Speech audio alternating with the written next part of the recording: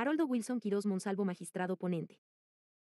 STC 8404-2021 Radicación N grados 110012203000200200955501, aprobado en sesión virtual de 7 de julio de 2021. Bogotá, DC, 8 de julio de 2021. Se decide la impugnación interpuesta por Aerovías del Continente Americano S.A., Avianca, frente a la sentencia de 19 de mayo pasado, emitida desde el Tribunal Superior del Distrito Judicial de Bogotá, Sala Civil, en la acción de tutela que aquella compañía impulsó contra la Superintendencia de Industria y Comercio, trámite al que fue vinculada Jessica Lisset Casanova García. Antecedentes. 1. La sociedad convocante de PRECO, mediante representante legal 1, el respeto de sus garantías fundamentales al debido proceso y defensa, presuntamente conculcadas por la oficina dispensadora de justicia requerida. 1. En lo judicial y extrajudicial. Y, en concreto, que se ordene dejar sin valor lo dirimido de fondo dentro del dossier N grados 20-42979. 2. El sustrato fáctico relevante es el que enseguida se devela. 2.1. 2.1. Ante la Delegatura para Asuntos Jurisdiccionales de la Superintendencia de Industria y Comercio se surtió en única instancia, bajo el consecutivo descrito espacio, una demanda de protección al consumidor, instaurada por Jessica Lisset Casanova García contra la titular del presente resguardo. 2.2. De la contienda desatada provino fallo en audiencia de 14 de abril de la anualidad en curso, el cual grosso modo dispuso el pago, a cargo de la allí enjuiciada, de 5.973.000 pesos M/diagonal C, $5.973.000 COP, como indemnización de perjuicios por daño emergente derivado del incumplimiento de la información brindada a la reclamante pasajera en torno al avión que operaría el vuelo AV014, Cali-Madrid, del 16 de enero de 2020. Lo anterior, conforme a lo establecido en el artículo 23 de la Ley 1480 del 2011, sobre la base de las facultades infrapetita consagradas, en el Canon 58 numeral 9, IDEMI, en concordancia con lo regulado en el numeral 3.10.1.6 de los Reglamentos Aeronáuticos de Colombia, RAC 3. 2. 2.3. La promotora criticó, en apretada síntesis, que con la decisión en comento la dependencia encartada contravino el límite y carácter excepcional de su competencia y, por ende, los preceptos 116 de la Constitución Política, 24 del Código General del Proceso y 56 numeral 3 grados de la Ley 1480 de 2011, Estatuto del Consumidor.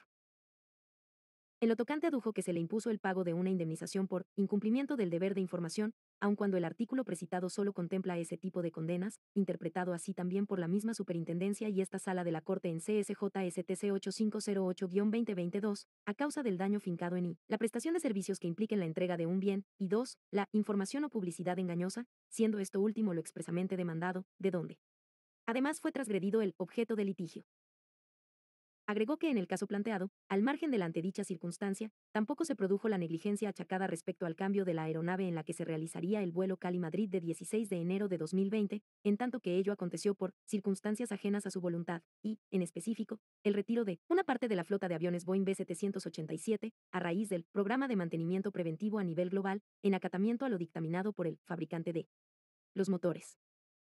2-14 de octubre de 2020, RAD 01270-01.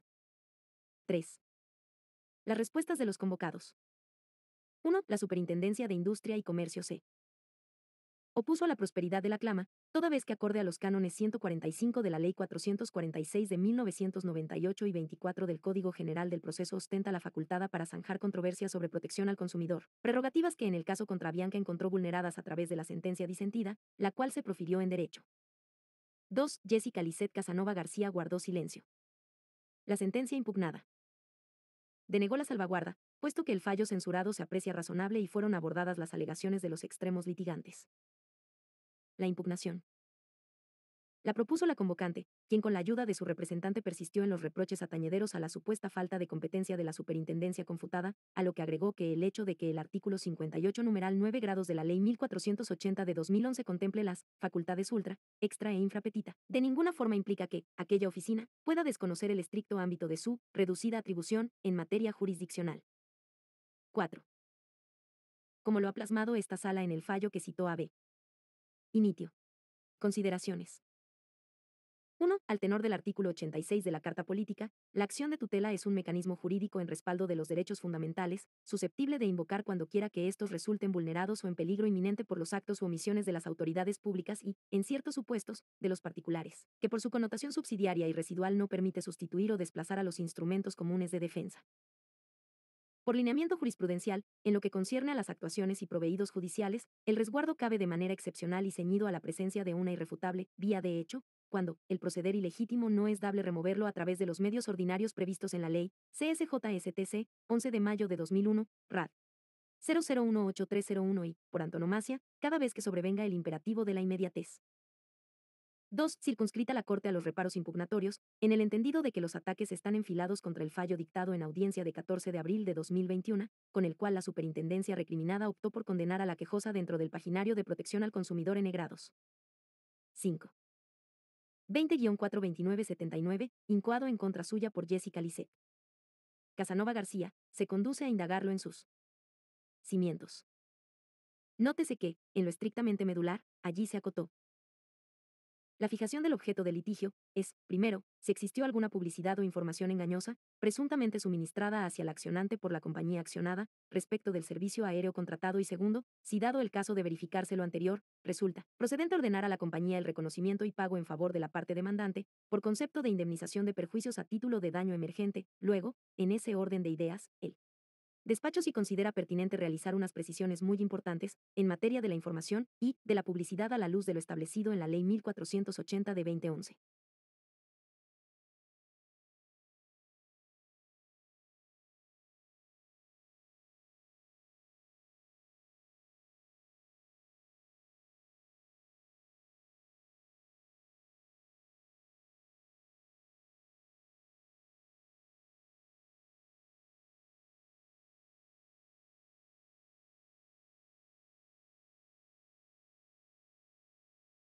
El concepto de información que está regulado en el artículo 5 numeral 7 grados del Estatuto del Consumidor, Ley 1480 de 2011, adicionalmente el concepto de publicidad que trae el mismo estatuto en el mismo articulado, pero en el numeral 12 y también el concepto de publicidad engañosa. El despacho lo que evidencia, a la luz de las manifestaciones realizadas por la parte accionante del proceso y, ahora sí, entrando al primer punto, a resolver si existe o no información o publicidad engañosa suministrada por la parte accionada, teniendo en cuenta que la relación de consumo ya fue debidamente comprobada, lo cierto entonces es que lo que acá se evidencia es que no existió ni información ni publicidad engañosa para el caso en concreto, tampoco de garantía real por incumplimiento del servicio aéreo contratado, porque efectivamente en todo momento, y como la demandante lo expuso, el servicio en todo momento estuvo disponible, sino más bien que a juicio de este despacho lo que se está tratando es un tema de incumplimiento de una información brindada a la consumidora al momento de la celebración del contrato que constituyó el núcleo esencial de su decisión de consumo.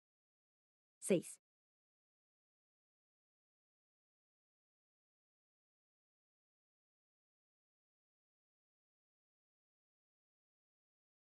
Lo que ocurrió fue que a la consumidora se le informó, en un inicio, durante las etapas, formación del contrato que ella iba a abordar, un avión B787 clase ejecutiva, pero el mismo día de la ejecución del vuelo, el día 16 de enero de 2020, le informaron que ya no iba a abordar este avión sino otra aeronave, A300, que indiscutiblemente, como bien lo expuso el representante legal de la compañía pasiva, en el estricto sentido de la palabra ofrece servicios generales, pero que la experiencia no es idéntica. A ella se le informó que iba a abordar este avión, en un inicio, pero el día de la ejecución del vuelo se le informó que no iba a abordar el B787 clase ejecutiva, sino el A300, pese a que, lo que motivó la decisión de consumo de la demandante, fue única y exclusivamente por agradable experiencia que Avianca ofreció a través de la página web y por el video que muestra en su portal de YouTube. Sobre el Boeing 787 clase ejecutiva. Lo que motivó la decisión de consumo, de pagar una tarifa costosa en clase ejecutiva es el avión, lo cual constituyó el núcleo esencial de consumo por cuanto ella quería viajar en clase ejecutiva dentro de un avión, que no pudo estar disponible en las fechas de vuelo, debido a unas labores de mantenimiento que entiende completamente el despacho, las cuales si bien se informaron en cuanto a su fecha de iniciación, y la actora así lo reconoció al decir que de hecho logró la reacomodación del primer vuelo, Madrid-Cali de 12 de diciembre de 2019, con escala en Bogotá, no se informó adecuada y oportunamente en cuanto a la fecha de finalización, tales mantenimientos de aeronaves, puesto que solo le notificaron de esta novedad, cambio del avión el mismo día de la ejecución del trayecto, es decir, 16 de enero de 2020, tal como lo demuestra el correo electrónico presentado como prueba documental en el que Avianca Manifiesta a la consumidora a las 6:04 de la tarde, unas pocas horas antes de la iniciación del vuelo, que su vuelo de Cali a Madrid ya iba a ser operado por otra operadora y otra aeronave.